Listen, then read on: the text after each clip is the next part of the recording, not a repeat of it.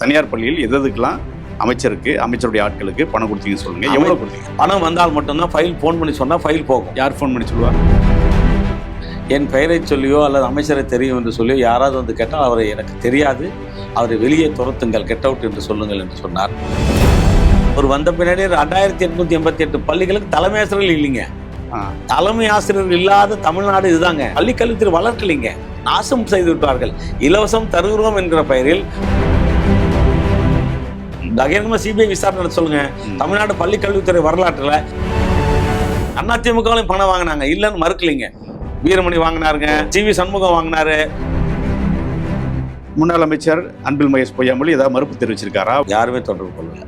இது அபாண்டமான குற்றச்சாட்டு, நான் அவங்க மேல வழக்கு போடுவேன். தைரியமா இருந்தால் போட சொல்லுங்க, நான் சந்திக்க தயார். சானிடரி போனா லஞ்சம், ஃபயர் போனா லஞ்சம். என்ன சொல்லுவாங்க, எதுக்கு இந்த காசுன்னு கேட்டா பார்ட்டி ஃபண்டு. ஒருத்தர் கன்னியாகுமரியிலேருந்து கிளம்பி வந்து மன உளைச்சல் பட்டு வந்து அதில் அங்கே வந்து ஃபைல் இல்லைன்னுவான், அங்கே போயிட்டு ஃபைல் அமைச்சிட்டானுவான். பள்ளி நிர்வாகிகள் சாபத்துக்கு.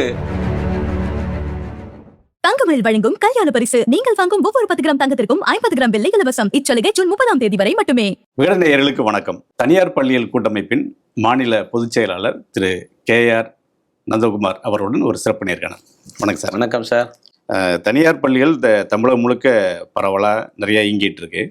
அதுக்கு அங்கீகாரத்திலிருந்து பல விஷயங்களுக்கு லஞ்சம் கொடுக்க வேண்டியதா, பல லட்சங்கள் கொடுத்தாதான் வேலை நடக்குது அப்படின்னு நேரடியாக அதில் சம்மந்தப்பட்ட நீங்களே பல விஷயங்களை பொதுவெளியில் வச்சிருக்கீங்க. மாண்புமிகு தமிழக பள்ளிக்கல்வித்துறை அமைச்சர் திரு ராஜ்மோகன் அவர்கள் அண்மையிலே தனியார் பள்ளிகளுக்கு அங்கீகாரம் வழங்கும் விழா நடத்தி பணமே இல்லாமல் அங்கீகாரம், அது லஞ்ச பணமே வாங்காமல் அங்கீகாரம் கொடுத்த ஒரு வரலாற்று சிறப்பு வாய்ந்த நிகழ்வு. அவர் பேசுகிற போது என் பெயரை சொல்லியோ அல்லது அமைச்சரை தெரியும் என்று சொல்லியோ யாராவது கேட்டால் அவரை எனக்கு தெரியாது, அவரை வெளியே துரத்துங்கள், கெட் அவுட் என்று சொல்லுங்கள் என்று சொன்னார். இனிமேல் யாரும் எந்த காலத்திலும் யாருக்கும் எதற்கும் பணம் தர வேண்டாம் என்று உறுதியாக சொன்னார். பள்ளிக்கல்வித்துறையுடைய அமைச்சர் நேரடியாக கொடுக்குறாரு. இதற்கு முன்பு செங்கோட்டையன் இருந்தபோது கொடுத்தாருங்க. செங்கோட்டையன் பள்ளிக்கல்வித்துறை அமைச்சர் இருந்தபோது கொடுத்தார். அந்த மாதிரி கொடுங்க, நாங்கள் தான் அவர்கிட்ட கோரிக்கை வச்சோம். இந்த கடந்த அங்கீகாரன்றது இப்போ புதிதாக ஒரு பள்ளி ஆரம்பிக்கிறோம் அப்படின்னா அதுக்கான அங்கீகாரம் வாங்கி ஆரம்பிப்போம். இது இத்தனை பள்ளிகளுக்கு அங்கீகாரம் மொத்தமாக கொடுக்கும்போது ஏன் வளர்ந்து இல்லை, அதுதான் விஷயம். என்னன்னா அங்கீகாரம் புதிய துவக்க அனுமதி, ஓப்பனிங் பர்மிஷன்ன்றது தான் எப்போயாவது ஒரு மாதத்துக்கு ஒன்று, அதாவது புதுசாக தொடங்குற பள்ளிகளுக்கு மட்டும்தான் கொடுப்பாங்க.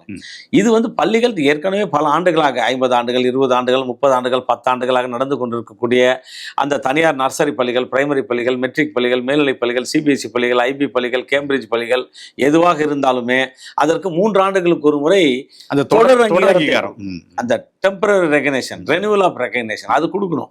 அதையே இவர்கள் கொடுக்கவில்லை என்பதுதான் குற்றச்சாட்டு. இந்த கடந்த 5 ஆண்டுகளாக கடந்த திமுக ஆட்சியில் இருந்த அன்பில் மகேஷ் பொய்யாமொழி அவர்கள் அமைச்சராக இருக்கிற போது கொடுக்கல அப்படின்றது எங்களுக்கு குற்றச்சாட்டு.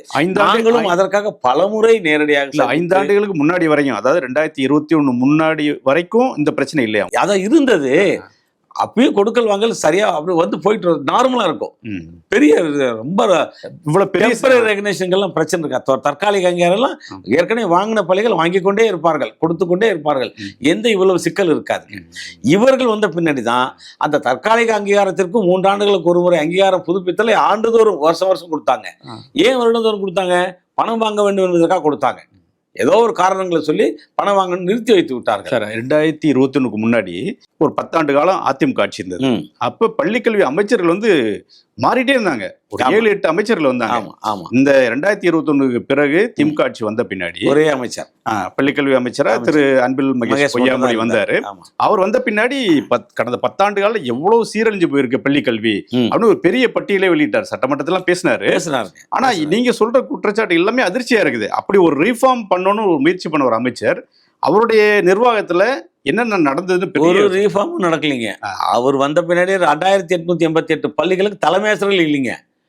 தலைமை ஆசிரியர்கள் இல்லாத தமிழ்நாடு இதுதாங்க. 2888 தலைமை பள்ளி அரசு பள்ளிகளுக்கு தலைமை ஆசிரியர்கள் இல்லைங்க.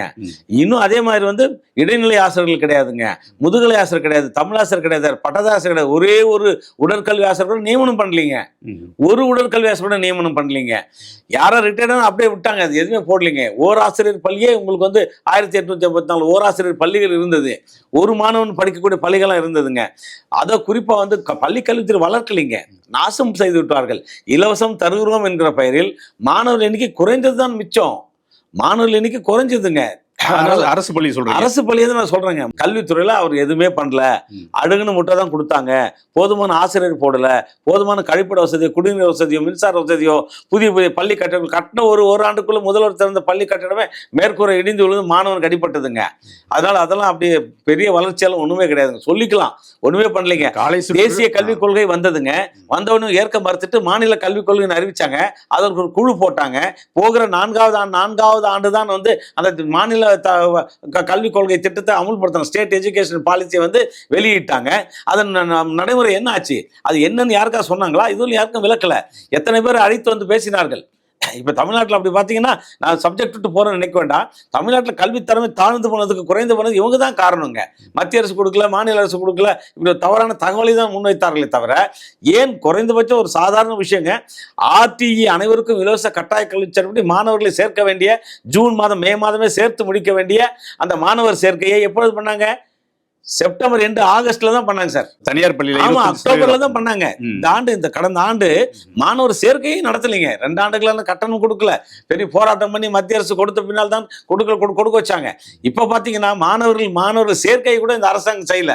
தேர்தல் வந்து இந்த ஆட்சி வந்து மாறின பின்னாடி தான், மே மாதம் அப்புறம் தான், தேர்தலுக்கு பின்னாடி தான் இந்த ஆட்சி வந்து ஜூன் மாதமே போட்டு முடிச்சாங்க. அரசு பள்ளிக்கு பண்ணிட்டாலும் ஒன்றும் இல்லைங்க. இப்போ தனியார் பள்ளிகள் பிரச்சனை என்னன்னா, நாங்கள் 3 ஆண்டுகளுக்கு ஒரு முறை பெறக்கூடிய தொடர் அங்கீகாரத்தை வழங்கவில்லை. அன்பில் மகேஷ் பொய்யாமொழி மேல அவர் கல்வித்துறை சீரழிச்சிட்டாரு அப்படின்றது மிகப்பெரிய குற்றச்சாட்டு. நானே சொல்றேன், பகிரங்கமா சொல்றேங்க. ஒன்று அது வந்து இப்போ நீயே நிறைய குற்றச்சாட்டு சொல்றீங்க. ஆமா, ஒவ்வொன்றுக்கும் காசு வாங்கினாங்க, ஆமா அப்படின்னு சொல்லி சொல்றீங்க. ஆமா, அந்த ஒரு கோபத்துல இருந்து சொல்றீங்களா? இல்ல, கோபம் எனக்கு அவருக்கு என்ன வாய்க்கால் ஒரு சக்கராலா கிடையாது. கல்வித்துறை அமைச்சர் நாங்க வந்துங்க, பொன்னுசாமி மந்திரியா இருந்தாருங்க. அதுக்கு எங்களுக்கு வந்து பேராசிரியர் அன்பழகன் கல்வி அமைச்சர் இருக்கும்போது நாங்கள் அவரோட இதே மாதிரி எங்கள் கோரிக்கைகளை முன்வைத்திருக்கின்றோம். சரிங்களா? அதற்கு முன்னே இருந்த எல்லா அமைச்சர் நெடுஞ்செழியனை தவிர அது முதல் நான் சந்தித்தது 35 ஆண்டுகளுக்கு முன்னால் ஆர்.எம். வீரப்பன் கல்வி அமைச்சரா. அவர் கல்வி அமைச்சராக இருக்கிற காலத்தை நான் இதே கோரிக்கைகள் வச்சிருக்கோம். அதுல இருந்து தொடர்ந்து பொன்னுசாமி பார்த்தோம், அதுக்கு முன்னாடி வீரமணியை பார்த்தோம், அதுக்கு முன்னாடி இந்த இவரை சி.வி. சண்முகத்தை பார்த்தோம், திருச்சி பக்கத்துல இருந்தார் அவர், அந்த மந்திரி கொஞ்சம் வந்தார், அவரை பார்த்தோம். எல்லா கல்வி அமைச்சரையும் பார்த்துட்டோங்க. நாங்க பார்க்காத கல்வி அமைச்சர் இல்லை. ஆனா என்ன பண்ணாருன்னா, ஒரு கண்ணுக்கு வெண்ணெய் ஒரு கண்ணுக்கு சுண்ணாம்பு வைக்கிற மாதிரி தனியார் பள்ளிகள் என்றாலே ஒரு எதிரி மாதிரி பார்த்தாருங்க. எந்த ஒரு விஷயம் பண்ணல, ஏதாலும் பணம் கொடுத்தால் மட்டும்தான் பண்ணாருங்க. அதிமுகவிலும் பணம் வாங்கினாங்க, இல்லைன்னு மறுக்கலைங்க. வீரமணி வாங்கினாருங்க, ஆமா, எல்லாரும் சி.வி. சண்முகம் வாங்கினாரு. அதுக்கு முன்னாடி இந்த அமைச்சர் எல்லாருமே பணம் வாங்காத அமைச்சர் யாரும் கிடையாதுங்க, எல்லாம் வாங்கினாங்க. ஆனா இந்த அளவுக்கு வாங்கலீங்க. பேராசிரியர் அன்பழகன் இருக்கும் கூட இவ்வளவு வாங்கலீங்க.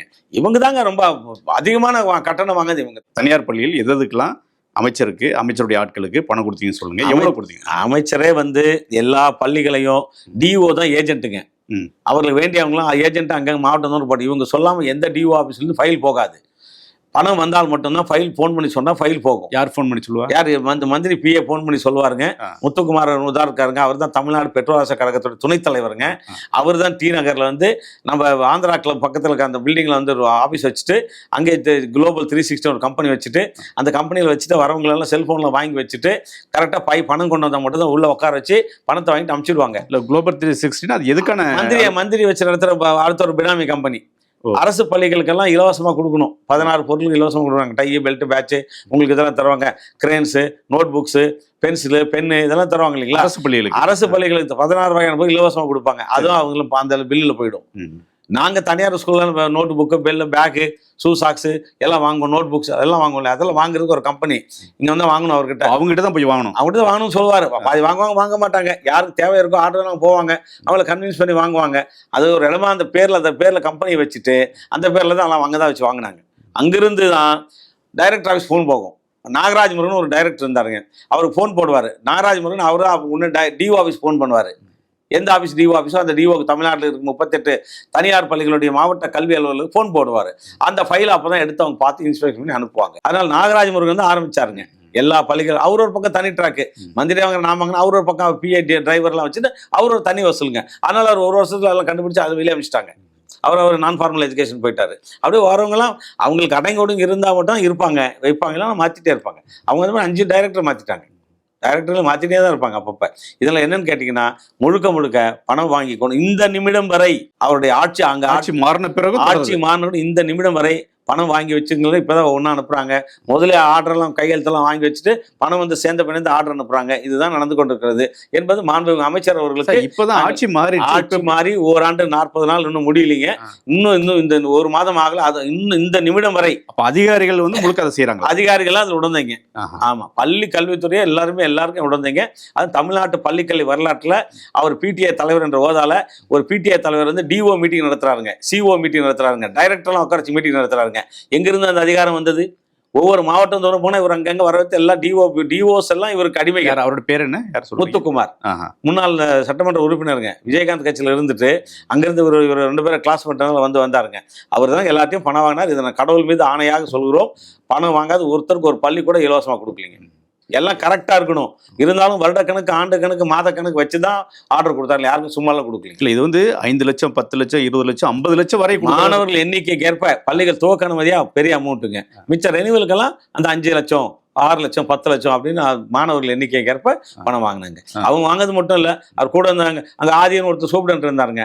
அவர் மந்திரி கொஞ்ச நாள் பிஏ வந்தாருங்க. அவர் தான் பூரா பயிலும் பார்ப்பாருங்க. அவர் தான் பணம் வாங்கி கொடுப்பார். அவரும் செய்வாருங்க. அவரும் ஆபீஸ் ஸ்டாப்புங்க அவரு. அந்த வேலை அது மாதிரி ஆளுங்களை பிஏலாம் போட்டு வச்சிருக்காங்க. இது நீண்டு இந்த நீண்டு கல்வி கட்டணம் நிர்ணயிக்கக்கூடிய ஒரு ஜட்ஜ் பாலசுப்ரமணியம் இருக்காருங்க.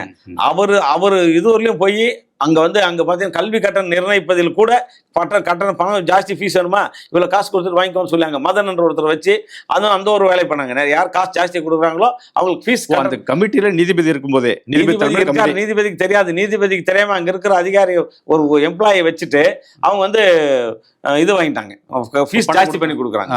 அந்த மாதிரி முறைகேடு எல்லாம் தடுக்கணும்.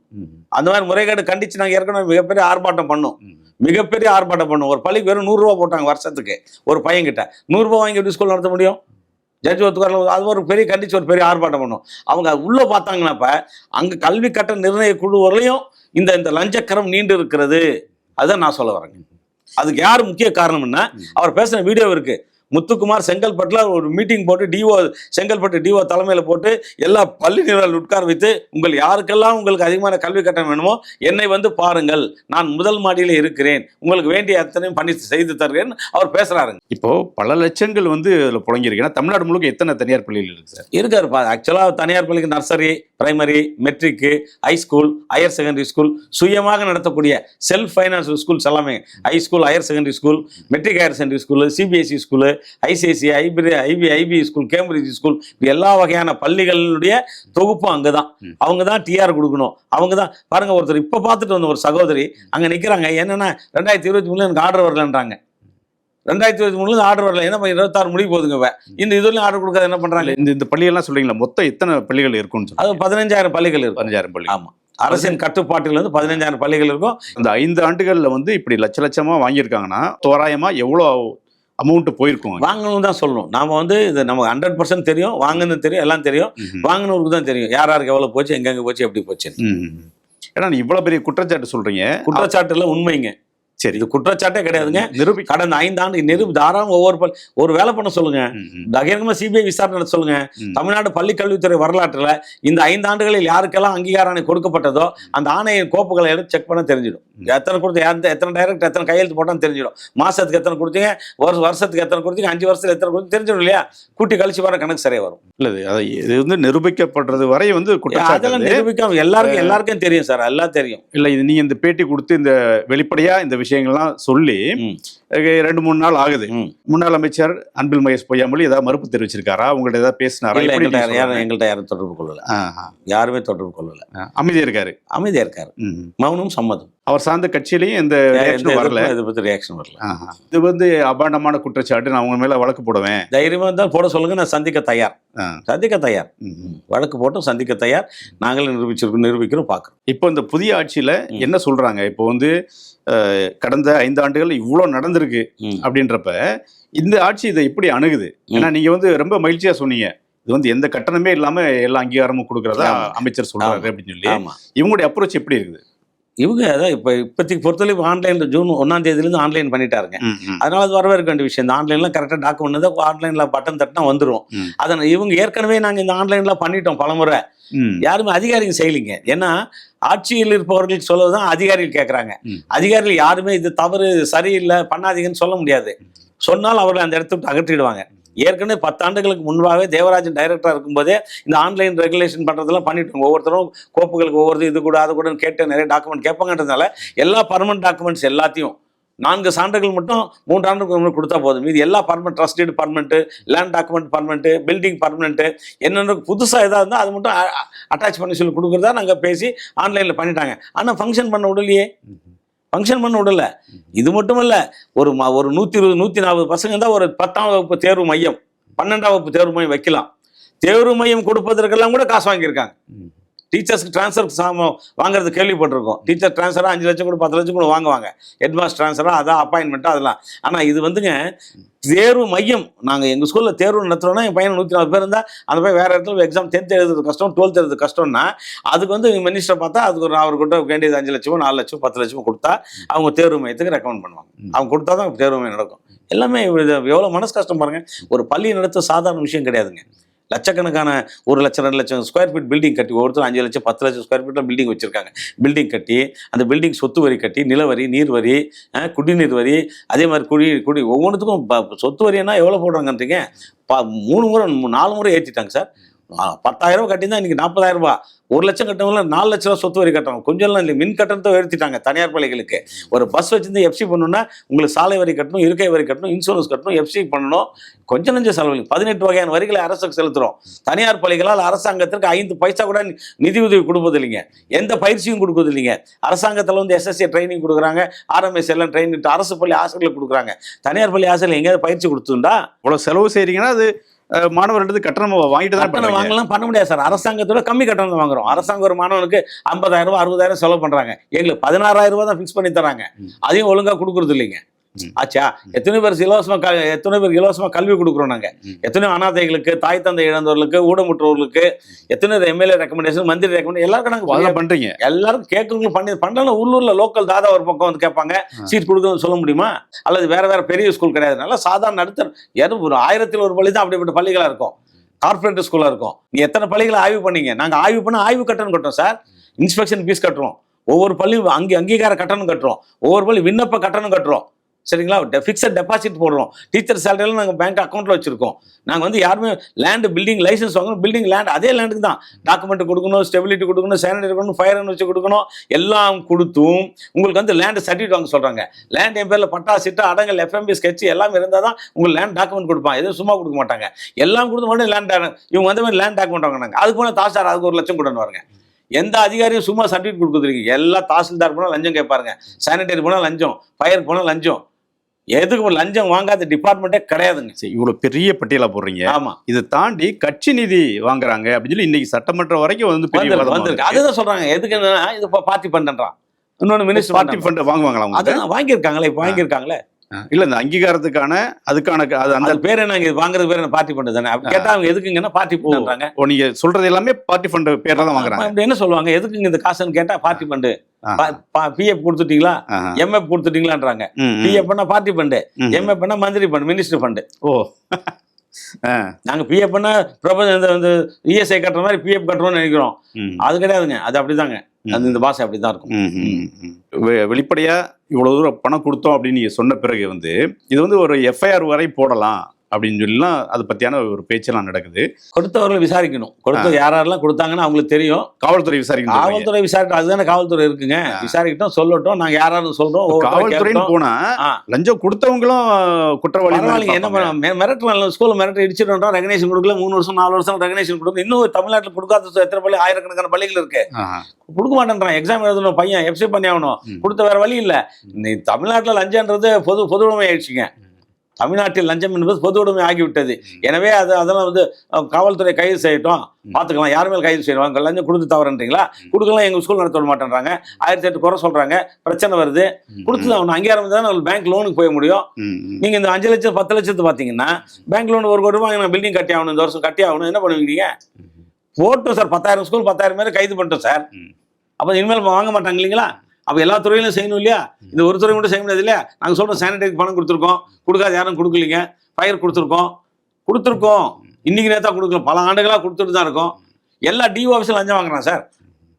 போலீஸ் ஸ்டேஷன்ல எப்படி எஃப்ஐஆர் போட்டா பணம் கொடுத்தா தான் வேற எஃப்ஐஆர் போடுறாங்களோ இதுக்கு முன்னே அந்த மாதிரி தான் சார் பணம் டிஓ ஆஃபீஸ்ல போனா ஃபைல் கொடுத்தா டிஓ ஆஃபீஸ் போனப்போ தான் ஃபைல் அனுப்ப மாட்டாங்க. இல்லை ஏதாவது ஒரு பேப்பர் எடுத்துருவாங்க, எல்லாம் ஏதாவது ஒரு குறை சொல்லி இருப்பாங்க. பார்ப்போம், இந்த ஆட்சி வந்திருக்கு, அது இப்போ ராஜ்மோகன் சொல்லியிருக்காரு, சரி ஆன்லைன்ல பண்ணியிருக்க 1ஆம் தேதியிலன்னு சொல்றாரு, அதையும் பார்ப்போம். இருந்தாலும் நிச்சயம் வரவேற்போம், ஆதரிப்போம். ஆட்சி மாறிடுச்சு, இப்ப அரசியல்வாதிகள் அமைச்சராக இருந்தா எல்லாம் வெளில போயிட்டாங்க. ஆனா அதிகாரிகள் மாற மாட்டாங்க. அதிகாரிகள் அங்கேதான் பார்க்க. அதிகாரிகளை மாற்ற வேண்டிய பொறுப்பு மாண்புமிகு பள்ளிக்கல்வித்துறை அமைச்சர் மாண்புமிகு தமிழக முதல்வர் இருக்குங்க. அவர் இந்த நிலையை இப்படியே நீடிக்க வச்சு உண்மையா வந்து சட்டத்தின் ஆட்சி தமிழ்நாட்டில் நடந்தால் இந்தியாவிலே மிகச்சிறந்த மாநிலமாக இந்த மாநிலத்தை கொண்டு வரலாம். கல்வியிலையும் எல்லாத்திலையுமே கொண்டு வரலாம். அதை செய்யணும் அப்படின்றது எங்க வேண்டுகோள். அதுதான் நாங்க சொல்றோம். இந்த பணம் வாங்கினதுல சம்பந்தப்பட்ட அதிகாரிகள் எல்லாம் அநேகமா அந்த டிபிஐ கேம்பஸ், அந்த கல்வி இயக்குனர் அலுவலகம், அதுக்குள்ள அதிகாரிகள் தான் அங்கே தான் இருக்கிறாங்க, வேற எங்கேயுமே போகல. இயக்குனர்கள், இணை இயக்குனர்கள், அதே மாதிரி துணை இயக்குனர்கள், அதே மாதிரி சிஓஸ், அதே மாதிரி டிஓஸ், அதே மாதிரி ஏஇஓஸ் எல்லாருமே இருக்காங்க. எல்லாத்துலயும் அதாங்க. முதல்ல அதை சரி கட்டணுங்க. இல்ல இது வந்து முன்னாள் அமைச்சர் மட்டும் இல்ல, ஆமா இப்ப இந்த அதிகாரிகள் என்ன பண்றாங்க? அதிகாரிகள் மீது அரசாங்கம் சரியான கண்காணிப்பு நடத்தி சரியான பார்க்கணுங்க. அண்மையில கூட வேலூர்ல ஒரு சூப்பரண்ட் வந்து 1 லட்சம் லஞ்சம் கட்டி 25,000 கொடுத்துட்டு மிச்சம் 1 லட்சம் ஜிபே பண்றாங்க, அரெஸ்ட் பண்ணி வச்சாங்க. தமிழ்நாடு முழுக்க அது நடக்கும் சார். எந்த டிஓவும் யாருமே நான் யோகியன், நான் வந்து பணம் வாங்கல அப்படின்னு யாரும் சொல்ல முடியாதுங்க. இதை வந்து கடுமையா இயக்குனர்ல இருந்து தொடங்கி எல்லாருமே வந்து நடவடிக்கை எடுக்கணும். இயக்குனர் தான் நடவடிக்கை எடுக்கணும். கடந்த இதுவரைக்கும் ஒரு 5 ஆண்டுகள்ல வச்சுக்குவோம், 5 ஆண்டுகள்ல நடந்த இந்த மாதிரியான முறைகேடு, லஞ்ச லாவண்யம் ஒட்டுமொத்தமா என்ன நடந்திருக்கு அப்படின்னு ஒரு விசாரணை கமிஷன் அமைச்சு அப்பதான் வந்து யாரும் பள்ளி கல்வி மேம்படுவதற்கு என்ன செய்யணும், எங்கெங்கெல்லாம் லீக்கேஜ் இருக்கு, எங்கெங்கெல்லாம் குறைகள் இருக்கு, அதை நிவர்த்தி செய்வது எப்படி. ஒரு கல்வி சேவை பண்றது பெரிய விஷயம் சார், கொஞ்சம் விஷயம் கிடையாது சார். இவ்வளவு பெரிய பில்டிங் கட்டி இவ்வளவு பேருக்கு வேலை வாய்ப்பு கொடுத்து இன்னைக்கு வந்து 7 லட்சம் டீச்சர்ஸ் வேலை செய்யறாங்க, 7 லட்சம் ஆயாக்கள் டிரைவர்ஸ்கள் வேலை செய்யறாங்க, 1 லட்சம் பஸ் வேன் ஓடுதுங்க தமிழ்நாடு ஃபுல்லா. பட்டி தொட்டியாங்க 1 லட்சம் பஸ் வேன் போகுது, மாணவர்களை கூட்டு வந்து கல்வி கொடுக்குறோம். இதெல்லாம் அரசுக்கு மிச்சம் தானே, எங்களை ஊக்குவிக்கலாம் இல்லையா? வேற எந்த மாநிலத்துக்கு என்ஓசி கிடையாதுங்க. எந்த இந்தியாவில் தமிழ்நாடு தவிர வேற எங்கேயுமே என்ஓசிக்கு இப்படி காசு வாங்குறதுக்கு எந்த மாநிலமும் கிடையாதுங்க. முன்வைக்கிற ஒட்டுமொத்த குற்றச்சாட்டை விசாரிக்கிறதுக்கு விசாரணை கமிஷன் அமைக்கணும் அப்படின்னு சொல்லி மத்திய தமிழக அரசு நீங்க கோரிக்கை வைக்கிறீங்களா? நிச்சயமா தேவைப்படும் போது கட்டாயம் செய்யணும். அரசாங்கம் நினைத்தால் சாதாரணமாக இந்த விஷயத்தை தீர்த்து வைத்திடலாம். இந்த இவர்கள் இப்போ எடுத்துக்கிற முயற்சி பாராட்டுக்குரியது. இதே மாதிரி டைரக்டா வந்து ஆன்லைன்ல கொடுத்துட்டு அவன் பில்டிங் பர்த் சர்டிஃபிகேட் எடுக்கிற மாதிரி, டெத் சர்டிஃபிகேட் எடுக்கிற மாதிரி, வாரிசு சர்டிஃபிகேட் எடுக்கிற மாதிரி ஆன்லைன்ல தட்டி விட்டு ரெகனைஸ் எடுத்து போயிட்டு அம்பாட்டு ஸ்கூல் மொத்தம் வேலைகள் பார்க்கலாம். இது எல்லோருக்கும் பொருளாதார சீரழிவு நெருக்கடிங்க. ஒவ்வொருத்தர் கன்னியாகுமரியிலிருந்து கிளம்பி வந்து சென்னையில் வந்து இந்த ஆர்டர் வாங்குறதுக்காக 4 நாள் ரூம் போட்டு தங்கியிருந்து மன உளைச்சல் பட்டு வந்து அதில் அங்கே வந்து ஃபைல் இல்லைன்னுவான், அங்கே போயிட்டு ஃபைல் அமைச்சிட்டானுவான். இவன் அலைஞ்சு ஒவ்வொரு பள்ளி நிர்வாகிகள் சாபத்துக்கு ஆளானா ரொம்ப ஆபத்துங்க. அது எவ்வளோ பேர் டெய்லி வந்து உட்காந்து செத்து சுண்ணாம்பாய் போகிறாங்க டவுன் பஸ்ஸில் வந்து, எவ்வளோ கஷ்டப்பட்டு. எல்லா பள்ளி நேரம் வசதி இல்லைங்க. 75% பள்ளிகள் மிக பெரும் நஷ்டத்திலும் கஷ்டத்திலும் பிரச்சனைகளிலும் சிக்கல்களிலும் இருக்காங்க. எத்தனையோ பள்ளி விற்கிறது வேண்டாம், 100கணக்கான பள்ளிகள் விற்கிறது வேண்டாங்க. நிறைய சிபிஎஸ்சி பள்ளிகள் வச்சிருப்பான், 150 பேர் பையன் வச்சிருப்பான். பையன் இல்லையும் பையன் நிறைய பள்ளிகள். ஒரு வேலை பண்ணுங்க, தமிழ்நாட்டில் இனிமேல் புது அங்கே யாரும் இல்லைன்னு சொல்ல முடிவு பண்ணுங்க. இப்போ யாராவது இதோட சரி, இனிமேல் நாளையிலேருந்து யாரும் பள்ளியை தொடங்கக்கூடாது, போதும் நாங்கள் அரசாங்க பள்ளி டெவலப் பண்ணுறோம், சந்தோஷங்க. நீங்கள் அது எல்லாருக்கும் சிபிஎஸ்சி நீங்கள் இந்திய எதிர்க்கிறீங்க, சிபிஎஸ்சிக்கு ஆர்டர் கொடுத்தீங்க, பள்ளிகளுக்கு அங்கீகாரம் தரமா இருக்கிறீங்க, ஏன் பணம் வாங்கி ஆர்டர் கொடுக்குறேன்? அப்போ பணம் கொடுத்தாலும் ஒரு பேச்சு இல்லைன்ற ஒரு பேச்சா? அதான் நாங்கள் சொல்றதுங்க. இது முழுக்க லஞ்சத்திற்கு வழிவகக்கூடிய வேலைகள், அதை நிறுத்திட்டு வேலை செய்யணும். இப்போ இருக்கக்கூடிய பள்ளிக்கல்வி அமைச்சர் திரு ராஜ்மோகன் அவர் வந்து இனிமேல் யார் எந்த லஞ்ச லாவணியும் இருக்கக்கூடாது, யாருக்கு நீ காசு கொடுக்க தேவையில்லைன்னு சொல்லி அவ்வளோ தெளிவாக சொல்லிட்டாரு. அப்போ இது வரைக்கும் நீங்கள் வந்து லஞ்சம் அந்த காசுக்கு தனியார் பள்ளிகள் அமைச்சர்களுக்கு அதிகாரிகளுக்கு ஒரு பெரிய அளவில் லட்சக்கணக்கில் பணம் கொடுக்க வேண்டியிருந்தது. அதனால நீங்க மாணவர்கள்ட்ட அந்த தொகையை வசூலிக்க வேண்டிய ஒரு கட்டாயம் இருந்தது. இப்போ அது கொடுக்க வேண்டியதில்லை, அமைச்சர்களுக்கு அது எல்லாம் கொடுக்க வேண்டியதில்லை. அப்போ அந்த பணம் வந்து மிச்சமாகுது. இதை மாணவர்கள்ட்ட வசூலிக்கிற அந்த பணத்தை வந்து குறைப்பீங்க, கட்டணத்தை குறைப்பீங்க. நிச்சயம் இதை செய்து விட்டால் நாங்கள் குறைக்க தயார். குறைக்காத பள்ளிகள் மீது நடவடிக்கை எடுக்கட்டும் சார். முதல்ல வந்துங்க சிட்டியில் தான் 3 லட்சம் 5 லட்சம் வாங்குற பள்ளிகள் இருக்குது. அது எதுன்னு கணக்கெடுங்க, ஏன் அங்கே போறாங்கன்னு பாருங்க. இந்த மாதிரி நியாயமான விஷயங்களை அமைச்சர்கள் செய்து கொடுத்து விட்டால், கல்வித்துறை அதிகாரிகள் செய்து கொடுத்து விட்டால், நாங்கள் கட்டணத்தை நிச்சயமாக அரசு என்ன நிர்ணயிக்கிறதோ என்ன சொல்கிறதோ எங்களுக்கு ஒரு நியாயமான கட்டணம் கிடைத்தால் நாங்கள் வாங்க தயார், கொடுக்க தயார். ஒன்றும் பிரச்சனை இல்லைங்க. நான் பசங்களுக்கு வந்து இவ்வளோதான் ஃபீஸ் வாங்கினா தாராளம் வாங்கிக்கலாம். ஆனால் என்னன்னா இந்த லீக்கேஜ் எல்லாம் லாக் பண்ணிடணும். லாக் பண்ணிட்டு உண்மையாக நியாயமாக அதுக்காக 10,000 கொடுக்கக்கூடாதுங்க. நிறைய ஸ்கூலுக்கு அப்படி கொடுத்து வச்சிருக்காங்க. ஏதோ பேருக்கு ஒரு டாக்குமெண்ட் போட்டு கல்வி கட்டண நிர்ணய குழு, ரொம்ப நியாயமாக ஒரு பள்ளிக்கூடத்துக்கு எவ்வளோ செலவு. நீங்கள் போனாலும் நான் போனாலும் ஒரே இதுதாங்க, ஒரே சாப்பாடு ஒரே இதுதாங்க. இப்போ வந்து ஒரு கடையில் காஃபி பார்த்தா 30 ரூபா இருக்குது, 10 ரூபா இருக்குது, 10 ரூபாய்க்கு காஃபி கிடைக்கிற கடை இருக்குது, 300 ரூபாய் 500 ரூபாய் காஃபி கிடைக்கிற கடை இருக்குது. ஸோ நீங்கள் அங்கே மாறுபாடு இருக்குங்க. ஏன்னா பள்ளி கல்வி நிலையங்கள் அந்த ஸ்டேட்டஸ் இருக்கு, அதுக்கேற்ற மாதிரி கட்டணம் நிர்ணயிக்கிறாங்க, அதுக்கேற்ற மாதிரி பெட்ரோல் ஒரே இடத்துல போய் குவியக்கூடாதுங்க. எல்லாரும் போய் டிஏவி ஸ்கூல்லே சீட்டு ஒன்று கேட்கக்கூடாதுங்க. டிஏவி ஸ்கூல் எவ்வளோ சீட்டு இருக்குதோ அவ்வளோதான் கொடுப்பாங்க, இல்லாத இதுக்கெல்லாம் கேட்கக்கூடாதுங்க. அதனால் நம்மலாம் அது புரிஞ்சு நடக்கணும். அதுக்காக போய் நீங்கள் காசை கொடுத்து புரோக்கரை பார்த்து அவங்கள்ட்ட பணத்தை கொடுத்து ஏமாறதெல்லாம் வேஸ்ட்டுங்க. கடைசியில் மந்திரி சீட்டு கொடுத்தாரு, லெட்டர் கொடுத்தாரு, ரெக்கமெண்டேஷனு இடம் கொடுக்கலன்னு சொல்றது தப்பா போயிடும். அதனால வந்து பொதுமக்களும் வீட்டுக்கு அருகில் இருக்கக்கூடிய பள்ளிகளை தேர்வு செய்யணும். அந்த பெற்றோர்களும் அந்த பள்ளி நல்லா இருக்குதா, பாடம் நடத்துறாங்களா, ஆசிரியர்கள் இருக்காங்களா, நல்ல ரிசல்ட் கொடுக்குறாங்களா, எல்லா சூழ்நிலை எல்லாத்தையும் கண்காணிச்சு அந்த மாதிரி பள்ளிகளில் சேர்க்கணும். அதிகமான கட்டணம் வாங்குற பள்ளிகளை சேர்க்கக்கூடாது அப்படின்னு நாங்களே வேண்டுகோள். இவ்வளோ தூரம் வந்து இப்போ லஞ்சம் புழங்கி இருக்கு அப்படின்னு பொதுவில் சொன்ன பிறகு இப்போ நம்ம தமிழ்நாட்டில் லஞ்ச ஒழிப்புத்துறை இருக்குது, அவங்க வந்து அதை பார்ப்பாங்க, உங்கள்கிட்ட பேசியிருப்பாங்க, அதில் என்ன நடக்குது இல்லை? லஞ்ச ஒழிப்புத்துறைக்கு திமுக ஆட்சியில் ஒரு உத்தரவு போட்டாங்க, எந்த புகார் இருந்தாலும் எடுத்து பதிவு பண்ணாதீங்க, எங்களுக்கு அனுப்புங்க, பார்த்துட்டு நாங்கள் சொன்னால் போடுங்க, இல்லை போடாதீங்கன்னு சொல்லிட்டாங்க. அதையே இன்னும் ஃபாலோ பண்ணுறாங்க. அது இல்லாமல் தமிழ்நாட்டில் லஞ்சம் இல்லாமல் செய்யலாம். லஞ்ச ஒழிப்புத்துறைக்கு முழு சுதந்திரம் கொடுக்கணும். முழு சுதந்திரம் கொடுத்து புகார்கள் வந்தால் உண்மையாக இருந்தால் விசாரித்து யாராக இருந்தாலும் அவர்கள் மீது சட்டப்படி தக்க நடவடிக்கைகள் மேற்கொள்ளப்பட வேண்டும். அப்படி இருந்தால் இந்த பிரச்சனைக்கு தீர்வு கிடைக்கும். மறுபடியும் நீங்கள் அங்கே போய் நான் சொல்கிற மேலே போட சொல்லாத மேலே போடாதுன்னா அதே தவறு நடக்கும். புகார் வந்தால் விசாரித்து நடவடிக்கை எடுக்கணும், உண்மையாக இருந்தால் இருக்கும் பட்சத்தில். அதை எங்கள் வேண்டுகோள். ஒருவேளை இப்போ இந்த உங்களுடைய குற்றச்சாட்டு மேலே, இந்த புகார் மேலே எஃப்ஐஆர் பதிவாகுது அப்படின்னா அமலாக்கத்துறை கூட அதில் தலையிடுறதுக்கான வாய்ப்பு இருக்குது. என்ன நடக்குது பார்க்கலாம். மிக்க நன்றி. நன்றி, வணக்கம்.